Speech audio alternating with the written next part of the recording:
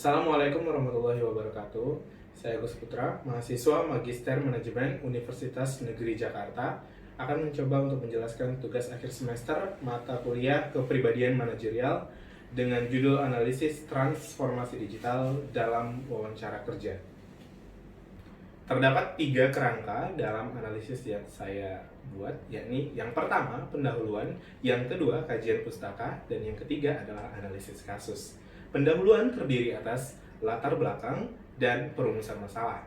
Kajian pustaka terdiri atas pengertian transformasi, pengertian digital, dan transformasi digital. Analisis kasus yakni yang pertama, transformasi digital selama masa pandemi COVID-19 dan transformasi digital dalam wawancara kerja. Bab yang pertama yakni pendahuluan yang terdiri atas latar belakang dan perumusan masalah. Latar belakang. Pada masa pandemi COVID-19 kali ini telah terjadi pergerakan di seluruh dunia. Pergeseran aktivitas terjadi hingga ke seluruh pelosok bumi. COVID-19 telah menyerang hingga mencapai 19 juta jiwa dan hampir 12 jutanya terselamatkan dan 700.000 tidak terselamatkan. Data ini saya ambil dari Coronavirus Update di Worldometers. Seluruh sektor perekonomian menghadapi normal baru yang dicanangkan oleh pemerintah untuk beradaptasi dengan pandemi COVID-19. Hal ini menyebabkan terjadinya perubahan berskala besar agar dapat beradaptasi dengan perubahan yang terjadi pada masa COVID-19.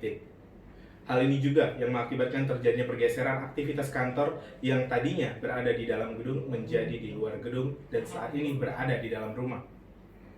Selanjutnya, terjadi pergeseran pula dalam proses dan pola perekrutan karyawan di dalam lingkungan kerja. Hal ini pula yang mengakibatkan di mana terjadinya transformasi digital dalam wawancara kerja. Sehingga saya mengambil analisis transformasi digital dalam wawancara kerja. Selanjutnya yakni perumusan masalah. Yang pertama, bagaimanakah transformasi digital selama masa pandemi COVID-19?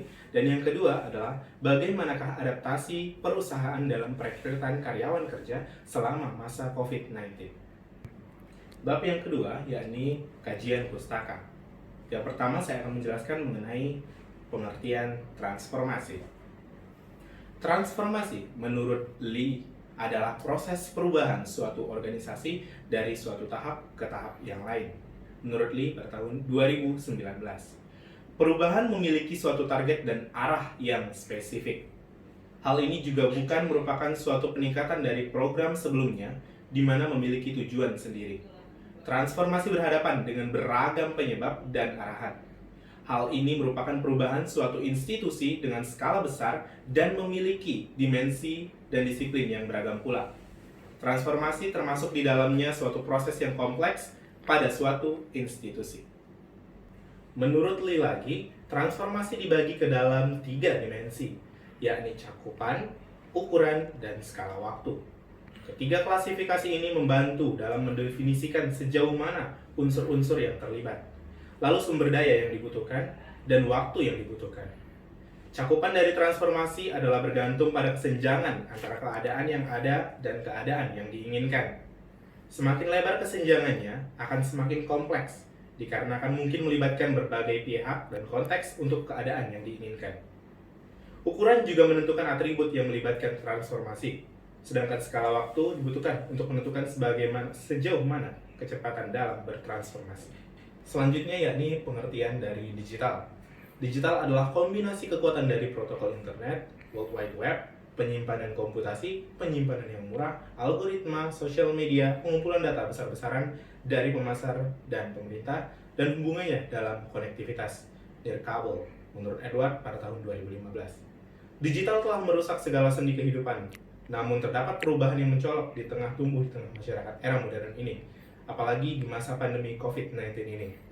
Seringkali terdapat hal mengejutkan yang membuat beragam pihak tidak siap dan segera.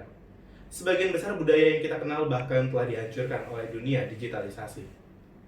Namun tidak semua hal bisa digitalisasi. Sehingga semua yang dikagumi pada masa lampau bisa berubah dengan digitalisasi yang terjadi di era ini, apalagi di masa COVID-19. Selanjutnya yakni mengenai transformasi digital. Transformasi digital merupakan pelibatan teknologi baru untuk mendorong peningkatan yang signifikan di semua segmen bisnis. Ini adalah menurut Maheswari tahun 2019. Itu termasuk pemanfaatan peluang baru serta secara efektif mengubah bisnis dan teknologi yang ada.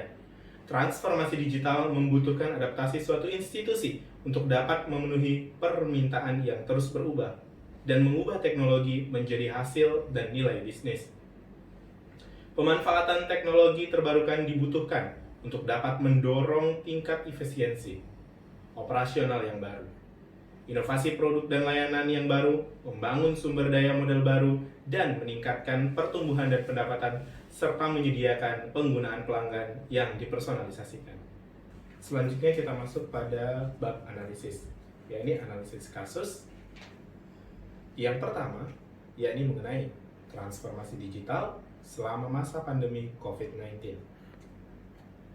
Kita ketahui bahwa selama pandemi COVID-19 telah menyita seluruh waktu makhluk yang ada di muka bumi.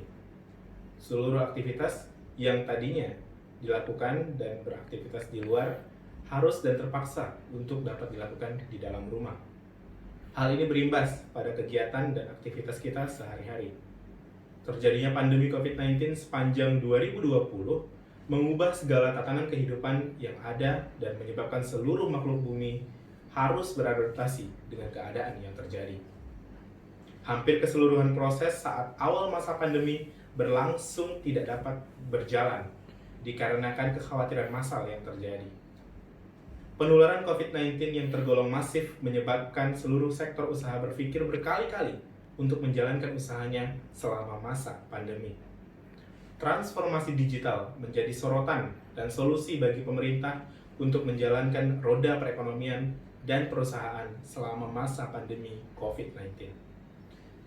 Kegiatan perusahaan yang sejatinya dilaksanakan pada aktivitas di kantor saat ini harus beralih ke dalam rumah dan seluruh aktivitas menjadi aktivitas yang dikenal menjadi work from home.